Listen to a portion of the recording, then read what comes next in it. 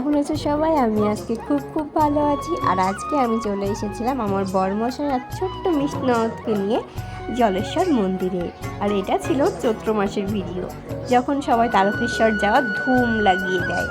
আর যারা তারকেশ্বর যেতে পারে না তারা বেশিরভাগই সবাই জলেশ্বরে আসে। আর তোমরা দেখতেই পাচ্ছ কত বড় লাইন আর কত ভিড় নিয়ে এখানকার মেলাটা শুরু হয়েছে। আর এখানে জলেশ্বর বাবার মন্দিরে আমি অনেকবার এসেছি আগে তোমরা আমার যারা ভিডিও দেখেছো তারা অনেকেই জানো যে আমি প্রতি মাসে একবার করে আসার চেষ্টা করি জলেশ্বর বাবার মন্দিরে।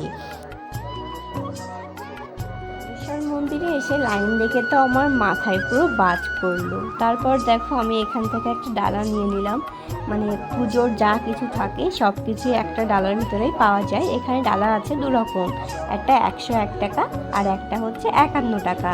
তো আমি এখানে নিয়ে নিয়েছিলাম 101 টাকার ডালা, যাতে ফুল মিষ্টি ফল সব কিছু এখানে দিয়ে দেয়।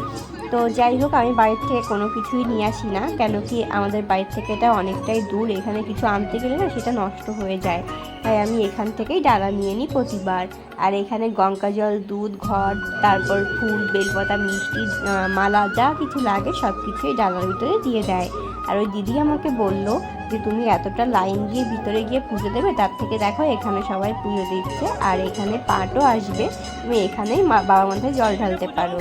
তাই দেখো আমি এখানে সবার সঙ্গে বাবার মাথায় জল ঢেলে নিলাম।